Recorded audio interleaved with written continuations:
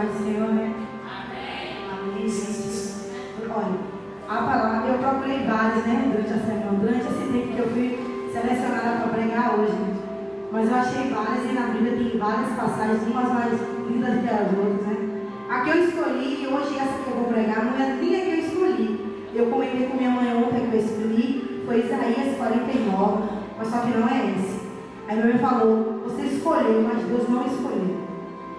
E a que Deus me deu hoje pela manhã foi Mateus 8, 23. E que fala sobre o barco, né? Fala sobre uma tempestade. Fala de Jesus ele num barco. O que é que essa palavra quer dizer? Se você ver o texto, fala Jesus acalma a tempestade.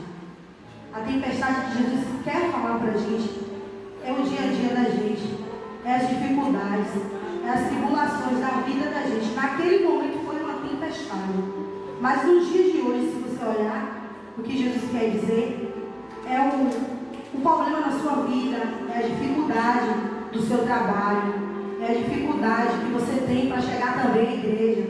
Quando diz, vou me arrumar para o grupo de jovem Batman, moleza.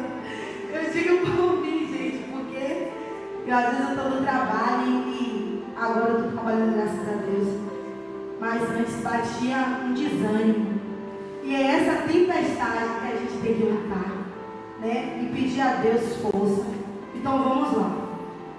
Mateus 8, versículo 23. Então, entrou ele no barco e seus discípulos seguiram o quê? Me ajude, igreja.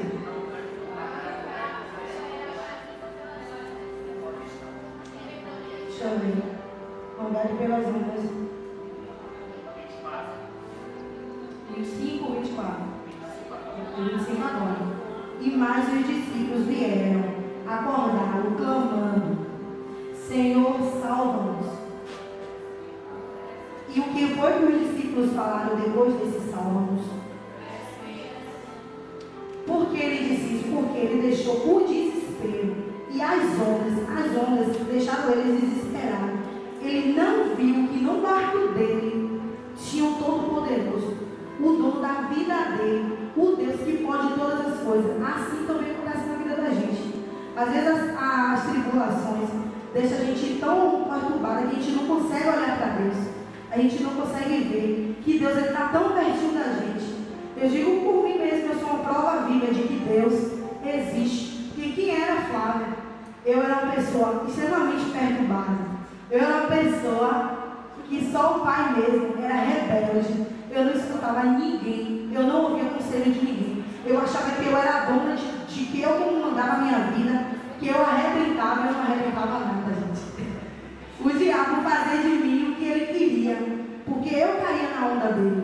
Eu fazia, acabou no final, eu nem queria fazer, mas você acaba no final fazendo. E eu me lembro muito bem, quando eu cheguei aqui, quando eu aceitei Jesus, eu estava grávida da minha segunda filha. Foi um momento muito difícil. Eu pensei várias vezes em tirar minha vida. Eu pensei várias vezes em desistir. Eu fui abandonada grávida. E o pai da minha filha disse que ele não iria me ajudar. E que a filha não era dele. E sendo que eu já tinha outra filha, já uma menina de 3 anos, Eduardo, uma bênção. E chegou um momento na minha vida mesmo que eu fiquei muito triste para baixo. Foi quando o pastor Marcos chegou na sede. Na época era o bispo França. Chegou na sede, eu conheci ele, tive o dom, o prazer de conhecer o pastor Marcos. Para a glória de Deus. Foi que ele foi conversando comigo. E foi me mostrando. E também eu conversei com um pastor chamado Alexandrez. Ele no momento não está mais aqui, mas que eu conversei com ele. Foi quando também a médica me disse que eu tinha que fazer um aborto, porque eu iria morrer de parto.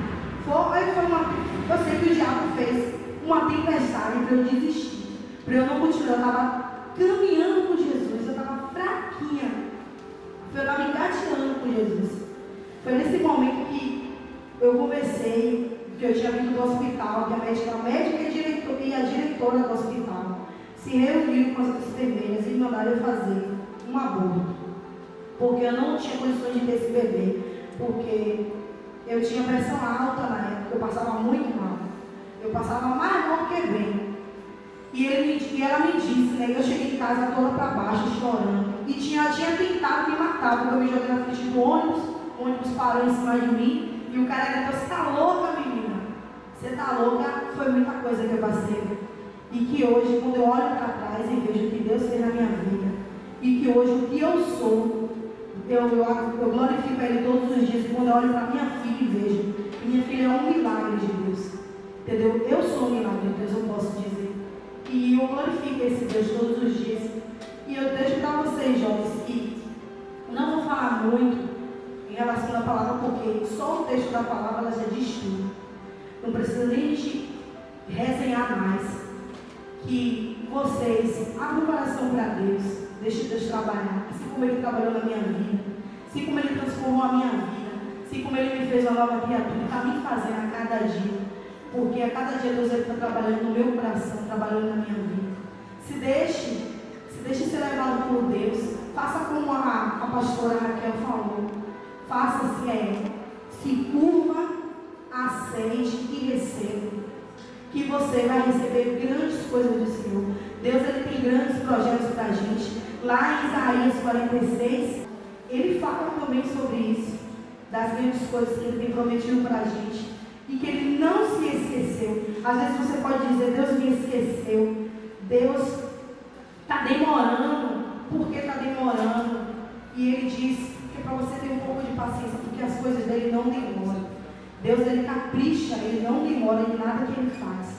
E quando vir, minha filha, tem sabor de mel. Irmão, tem sabor de mel. A vitória vem maior do que você pode imaginar, do que você pode pedir. E aquilo que você pede, às vezes, não é o que Deus quer para você. Entendeu? Deus ainda não te deu, porque ele sabe o que é melhor para você. Deus ele só nos dá o que a gente precisa, o que a gente necessita. Às vezes a gente quer tanto uma coisa, mas não é o tempo. A gente tem que esperar, porque o tempo de Deus não é o tempo da gente. Entendeu? E depois assim, eu vim, participei, fiquei direitinho na igreja. Fiquei no grupo jovem, comecei a cantar. Eu cantava com um bebê no colo, gente. Lembra, pastor Marcos? Com um bebê no colo. Minha filha era um bebê, eu cantava com um bebê no colo. E depois eu comecei a vir, o pastor Marcos foi transferido, foi para o interior, Aí eu continuei na igreja, depois eu passei a pintar para o ano, fiquei com o pastor Fernando. Depois eu arrumei um trabalho, porque, irmãos, há caminhos que a gente pensa que é caminhos que é de Deus, mas não é. Há caminhos de morte, é de laço. E esse trabalho foi para me desviar da presença do Senhor. Eu entrei em um curso de teleatendimento na época, que esse curso foi o meu fim. Eu me afastei de Deus totalmente, porque eu conheci pessoas lá que eram do mundo. No lugar de eu fazer a diferença, eu me envolvi. Eu me envolvi com o povo. Eu, no lugar de chamar o povo para a igreja, eu que me perdi. E aí eu fiquei muito, não queria mais saber de igreja. Me afastei totalmente. Eu não bebia, eu não saía, eu não me prostituía, mas eu não queria saber de Deus. Eu não queria. Minha mãe vinha, minha mãe chorou, porque foi eu e Anne, foi o Bach, foi eu e Anne. A gente saiu de vez. Anne dizia na cara da minha mãe: eu fiz a minha escolha. A senhora fez a sua, eu fiz a minha escolha. Isso doía para minha mãe. Eu vi várias vezes minha mãe chorando em madrugada, perguntando a Deus por que isso estava acontecendo. Mas que foi permitido. Deus não permite que a gente saia, né? Porque Deus não quer isso. Mas é a escolha da gente. E por causa desse livre-arbítrio, que Deus ele não interfere. Ele não interfere em nossas decisões. A gente tem que decidir. E Ele respeita. Porque Ele é Deus de amor. Então Ele respeita a nossa decisão. Então Deus respeitou a minha decisão e a decisão de Anne. Mas eu sabia, eu não era feliz. Eu não tinha força. Aí a gente fica com vergonha de vir para a igreja. Eu venho para a igreja, todo mundo vai ficar falando. Eu pensava assim: eu não vou não. Aí minha mãe me chamava: eu não vou não. Aí um dia ela me chamou no domingo, eu vim, eu me lembro, o pastor Marcos tinha acabado de vir, acabado de chegar aqui na sede. Aí eu vim, eu estava morrendo de vergonha de ver o pastor Marcos. Morta de vergonha. Se eu estava com vergonha do pastor Marcos, dirá de Deus. Dirá de Deus. Aí o pastor Marcos, minha mãe me chamou, o pastor sentou ali comigo, conversou comigo. Falava, não é isso que Deus quer para você. Eu senti. Naquele momento não foi o pastor Marcos. Ali foi o próprio Deus falando comigo. Eu estava com vergonha. Eu tinha muita vergonha de falar com Deus. Tinha muito medo de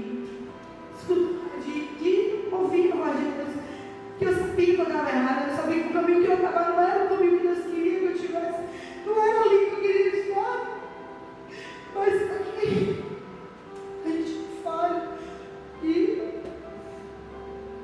por misericórdia dele, eu estou aqui para glorificar o nome dele. E o pastor Marcos me disse, Flávia, volte, porque o Senhor tem que escolher a sua vida. Ele te ama, eu te amo. E eu disse, pastor Marcos, minha mãe pensa que eu faço uma coisa, mas eu não estou fazendo, só que eu não tenho coragem de vir mais para a igreja. Eu não tenho força, eu quero vir. Ele disse, vem que eu te ajudo. Sabe, doeu muito. E várias noites eu chorava e com ele no WhatsApp abusando. Eu não sei como é que ele me suportava. E orando por mim na madrugada. Eu não sei como é que ele me suportava, porque eu chorava muito na madrugada e conversando com ele no WhatsApp. 3 horas da manhã eu e o pastor Marcos lá. Eu chorando, meu travesseiro todo molhado. 3 horas da manhã eu chorando e o pastor Flávio, eu choro pode durar uma noite, mas a alegria veio pela manhã. E eu me sentia tão feio, nossa. E eu estava toda desanimada mesmo. Eu nem dançava, o pastor Marcos chegava de mim, eu paradona, parecia uma estalma. E todo mundo me abraçava e Lene. Aqui Deus me deu grandes amigas, mulheres de Deus. Lene veio com todo carinho, ela não está mais aqui presente. Depois veio a Jaque, depois veio a Gívia, e veio e todos me abraçaram. Foi muito lindo. E hoje estou na banda, né, junto com todos os meus amigos da banda, dando muito trabalho aos meninos. Mas eu quero deixar para você, Deus ele não desiste de você. Ainda que você está passando por luta, dificuldade, ainda que você abandone ele sempre está ali, ele não desiste de você jamais. Porque o caminho que ele quer para você e o que ele sonha para você é além do que você pode imaginar. Eu quero deixar essa palavra para vocês, que vocês em casa reflitam. E quando vir qualquer dificuldade, lembre e diga bem alto para o diabo: Deus, ele está no meu barco. Deus, ele não me esqueceu, ele não esqueceu de mim. Deus, ele continua no meu barquinho, Satanás, porque você não está na minha vida. Quem está na minha vida é Deus. E toda tribulação e toda dificuldade que vem, gente, olhe pelo outro lado. São oportunidades. Deus, ele nos dá oportunidades para você ver a glória dele, você ver o poder dele se manifestar cada dia mais na sua vida. E foi o que eu fiz. Eu abri meu coração e vim. E desse dia para cá, só foi vitória. Eu sei que não estou só, e já posso ver que amanhã vai ser bem melhor. Só porque está comigo eu posso cantar. Eu acredito que eu não vou naufragar. Só porque está comigo eu posso cantar. Já tenho fé pra descansar na sombra de um bravo mar. Sim, eu posso cantar. Mestre, vem me ajudar.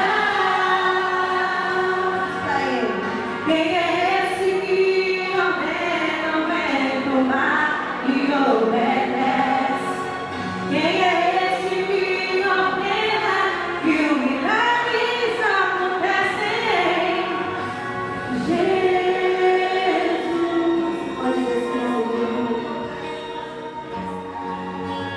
Jesus, até o vento se cala pra te adorar.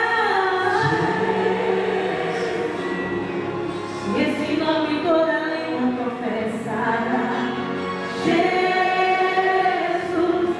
até o vento se cala para ouvir tua voz.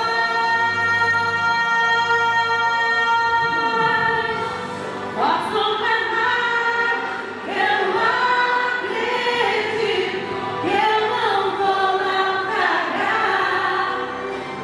Só porque